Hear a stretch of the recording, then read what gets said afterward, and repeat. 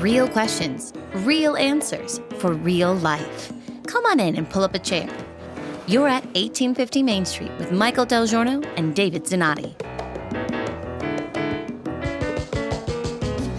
What would happen to the major universities across America if there were no student loans?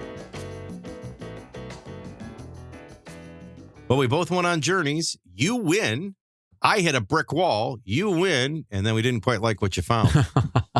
Who do you want to start with? Let's start with this is like the old-fashioned good news, bad let's start news. with yours. Well, mine was I just started looking at, you know how everybody talks about higher education and everybody talks about student loans and we shouldn't be burdened with them. And then you get into the accelerated high cost of higher education. Then you get into people, we take a mortgage every day. Nobody just pays off our mortgage for us. Now, all of a sudden, it's like a right to go to college, a right to have your student loans paid off when it's an agreement you made to get money you didn't have up front. Other people have worked while they went to school. So I just wanted to see, why are things costing so much and what money do universities have? And I started studying their endowment funds. And I don't know how many people do this, but it's astounding depending on the university.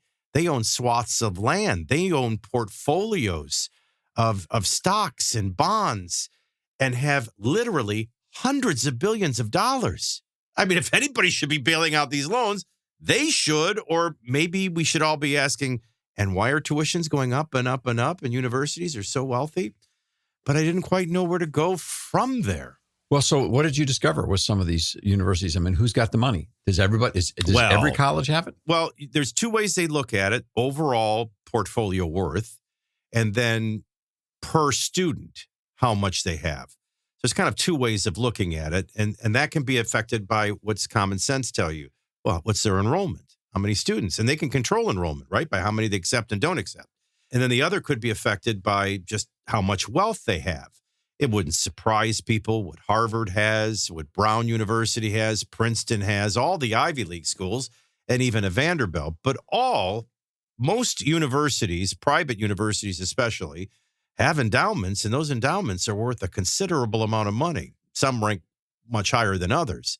But there's a lot of wiggle room there. And so if culture is heading towards, well, higher education is just unaffordable. Not for these people, it isn't. And they'll be fine with or without students, it appears. Well, that's the big point, isn't it? And then the other thing, Michael, is when we brought college loans into the perspective with government-backed college loans, that changed everything. Now the admissions departments and the financial departments were basically sitting down with you and explaining to you how much you could get. And then your entire education plan was based upon, you can come here because the money's there, and don't worry, you'll be able to pay it off going forward, and all of that, blah, blah, blah. Now, one of the things that people ought to be angry about is how our colleges, our universities, and our government lied to students, and parents somehow were unable to stop their kids from going into this kind of indebted situation. Now, these folks are adults. They have the ability to make these decisions. They have the ability to sign the papers. And the other thing that frustrates me about that is college was expensive, so the government steps in. The government guarantees the loans, and then colleges start to build luxury dormitories, swimming pools, rock climbing walls, custom restaurants, blah, blah, blah, blah, blah, blah, blah, because now they're all competing in a world of I don't even know what. This sudden, who's got the prettiest place, who's got the most this, the most that. It's kind of like when interest rates for homes were at 1%, 2%, suddenly you can afford $1 million home or you spend more. But it's actually worse than that. The notion that if they were dealing student by student and they had to really worry about, are they going to be able to pay this loan back? But when the government sweeps in, buys them up, backs them all, now there's no risk to the university. It's almost as if they help these students jack up their debt, knowing ultimately if they don't pay it, the government will. So what would happen if Congress had the courage to say, no more government guaranteed student loans, period, end of conversation? It's not even in the discussion, is it? We are a country that is massively out of control on debt. Not only are these students now about to get themselves into a lifelong commitment that they will regret for most of their lives, because many of them will never be able to own homes because of these loans. Many of them will never be able to have a new car, which, by the way, if you're not able to buy a new car, that doesn't just hurt you. I mean, how many jobs are dependent upon your ability to buy a home, buy a car? Right? I mean, so not only will your net wealth creation be abysmal, you're hurting everybody else's. So the government comes in, the artificial hand comes in, and they say, we'll make everything better. So if the government suddenly said, because Congress said, no more, done, it's over, we're not doing this anymore. Let's just say the government decided we're not doing this anymore. Why wouldn't those colleges, if they want to stay open, underwrite their students with their endowment money? What's it there for? One of the things You Do Christmas in America gives me beautiful views of America in different centuries, let alone decades. There was a time where not everybody, could go to college.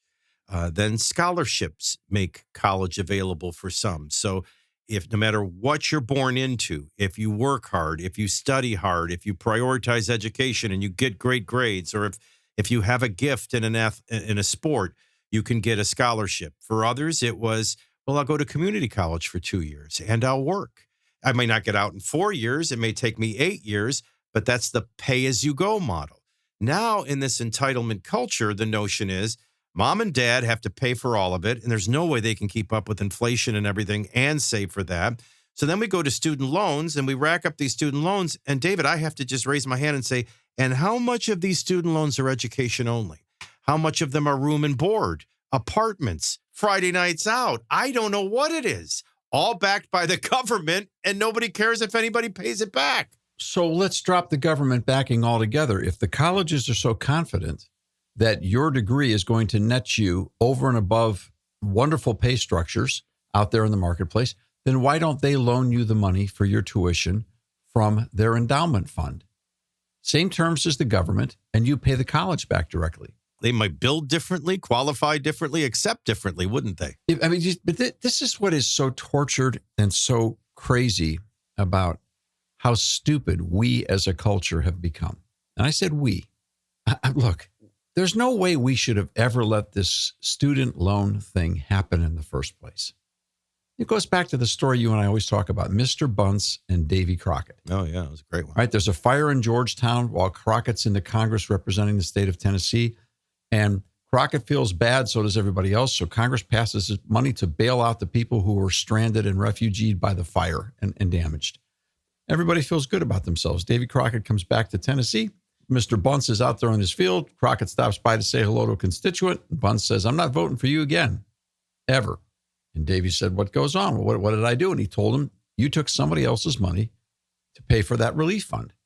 You had no business doing that. You had no right to take other people's money and use it as charity. You're not the conduit of charity. That's not what government's there for. If you wanted to give money, give it. And if I wanted to give money, give it. If you wanted to ask me to give money, then I'll give the money. But doggone it, you don't have the right to do that. We have lost any sense of boundaries and common sense. And this is a part of the strategy of the Biden administration and the progressive form of government that we have. The idea is government is supposed to take money from everybody and use it to incentivize the economy so that you have a controlled economy by the government. This government doesn't even have the courage to say, let's raise the taxes, create the money, and then invest it. They just print it. So not only is the college student going to be in debt for the rest of his life, but he's going to have to pay, on top of paying off the loan, he's got to pay off the national debt as well. Oh, to have constituents like Mr. Bunce today. Oh, to have representatives like Davy Crockett, who never did it again. We should finish the story by saying. Yeah, he did. It's right. He changed. But we don't. That's true. The GI Bill was a way to serve your country up front, and then your country will serve you and make education possible. But yeah, this game we're playing, and that's kind of how my journey began. And I will tell you, if you have a kid that decides, well, I'm going to go to college, and then, he's halfway to being a psychiatrist, and then all of a sudden, no, I think I want to be an accountant. Then he 2 more years of being an accountant, racking all this stuff up, deciding. Well, then you can look at that kid and say, you spent a lot, you wasted what Dave Ramsey calls stupid tax. You made a lot of mistakes that cost you a lot of money changing your majors. Your parents made a really poor decision sending you to such an expensive college out of their checkbook, knowing you were going to graduate with a degree that was going to make $35,000. But that isn't what's happening here. They're playing with other people's money, a game that is benefiting. And oh, by the way, this is what I said I hit a brick wall. I think I got where I was thinking about going. So I'm thinking, if all of a sudden higher education becomes unaffordable, or what you hear some people kicking around now, oh, let's just make it free. And then you're like, well, who's going to pay all these professors? Okay. Or Exactly. if population dwindles, how are they going to keep their jobs? And then I thought, easy. They got enough money to pay for themselves forever. Billions. Well, they could. They've got the endowment money if Right. they've got the capital. So the bottom line on all of this is, what's wrong with us? I mean, how did we walk into a con that's that big? Trust, blind trust. But you know what? I'm sure that's a part of it. But Yeah. I also wonder if it isn't just that we're selfish and lazy and stupid. We want to believe.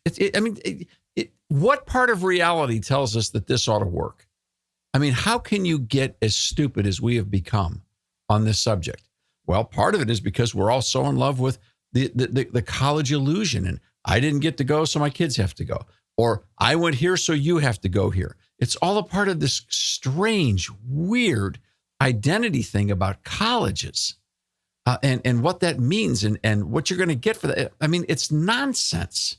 I used to tell my daughters, and I remember living it when I was their age, school was a big deal. What people thought of you was a big deal. And, things that you don't even think about today were traumatic then. And I used to just always encourage them, trust me, in about 5 years, none of this is going to matter. You're not going to remember any of it. Nothing's going to matter. David, when's the last time somebody asked where you graduated or proof of your higher education diploma? I mean, it's about a reality for your first job. Maybe it comes up in your second job. After that, you're evaluated on your profession. So at some point, if somebody's sitting out there, a guy or a girl, and saying, well, I want to be an accountant. Well, an accountant on average makes this.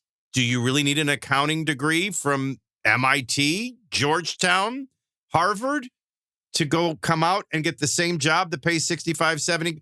But if you're not paying for it and it's all on this loan that may or may not be paid back, or sooner or later the government won't make me pay back, and I got into Harvard, of course I'm going to go to Harvard.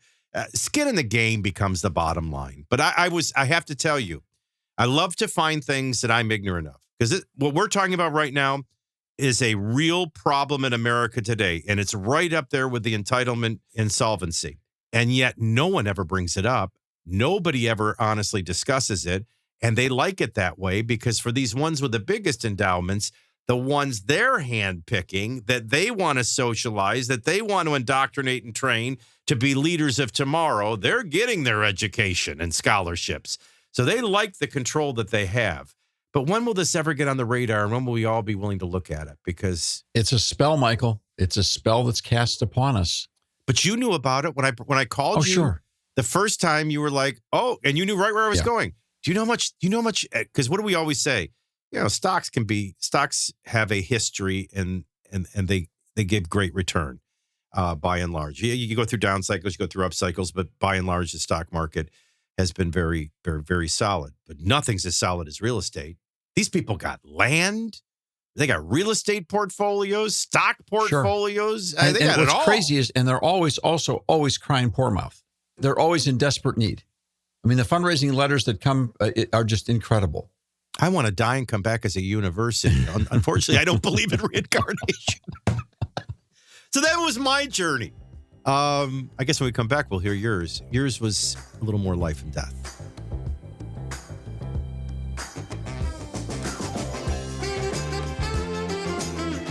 When you subscribe to 1850 Main Street, you're the first to find out what's happening next with new guests, publications, and events. And when you spread the word about 1850 Main Street, you're helping others find real answers to the real questions facing America right now. To learn more, visit 1850mainstreet.com. And please, tell a friend.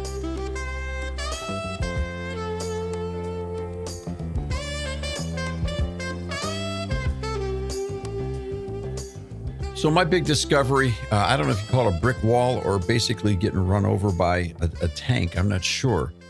But we've been involved in the public policy business for 50 years, and we've been involved, or 43 years, and I've personally been involved in the pro-life movement from the beginning.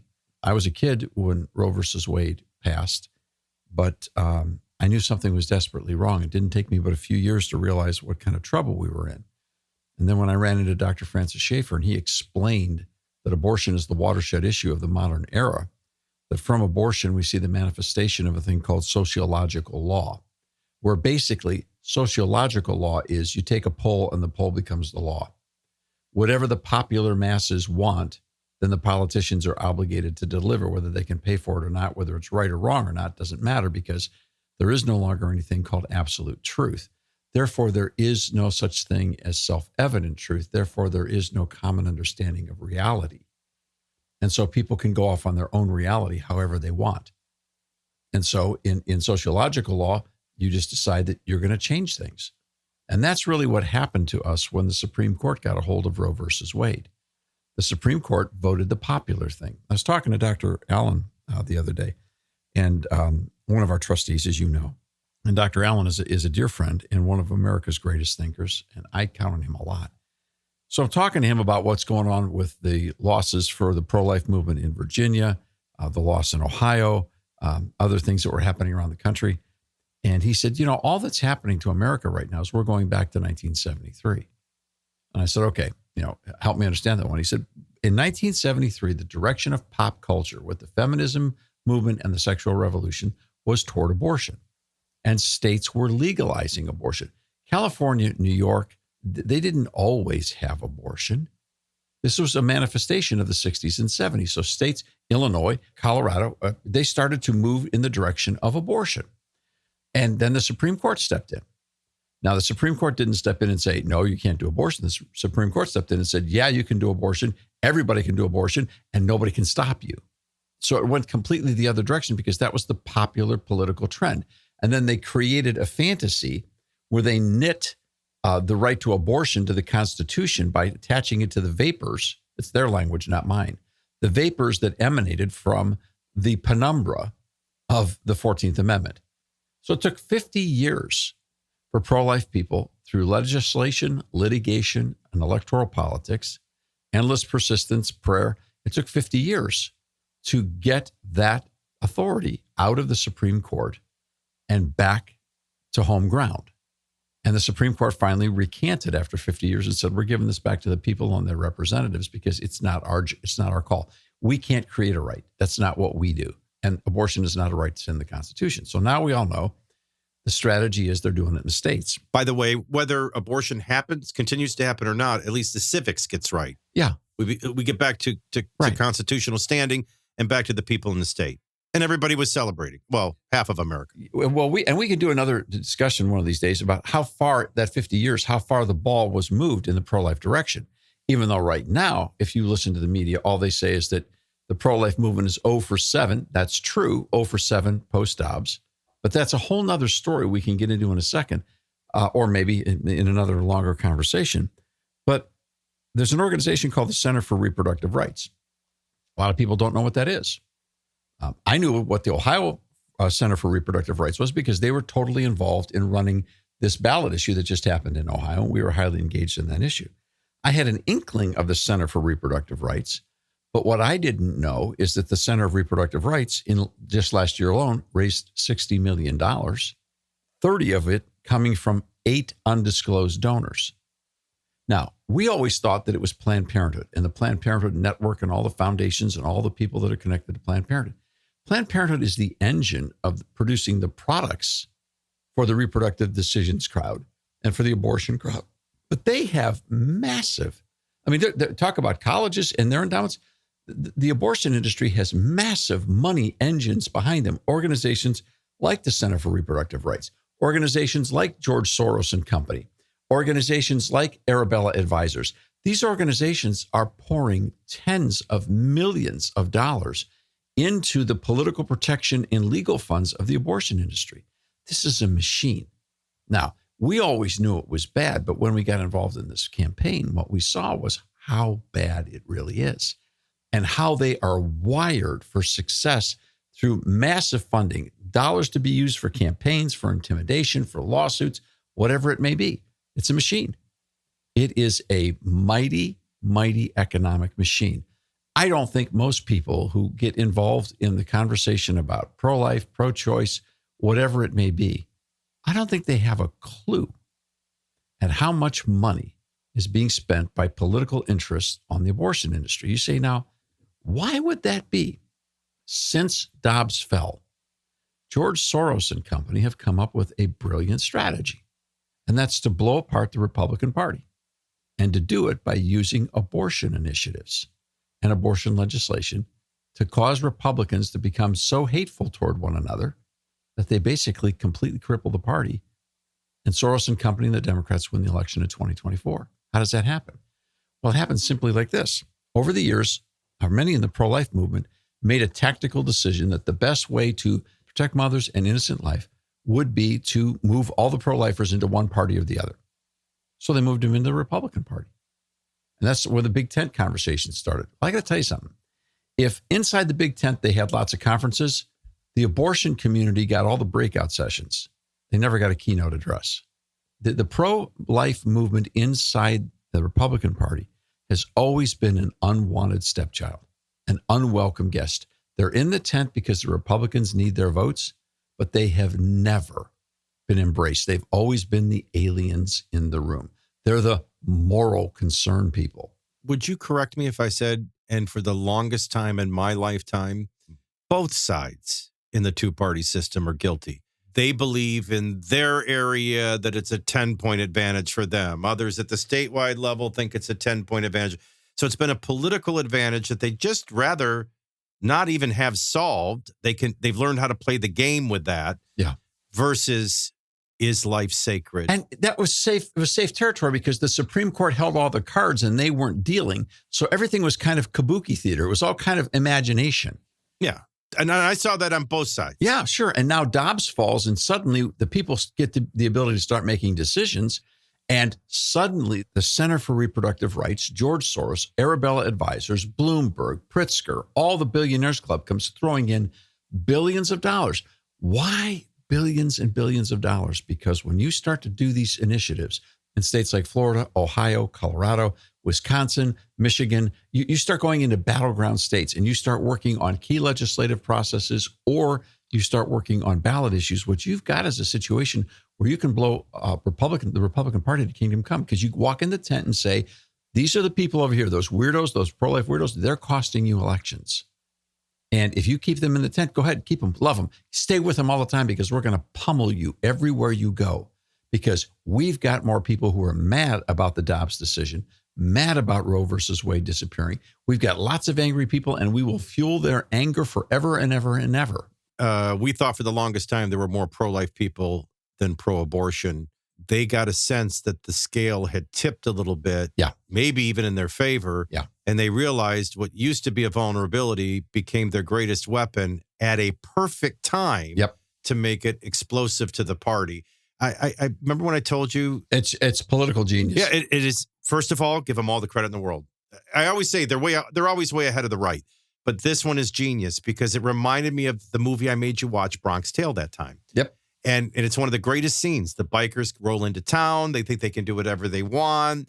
They walk into this bar and they see all these Italians in suits, and they're going to have a field day.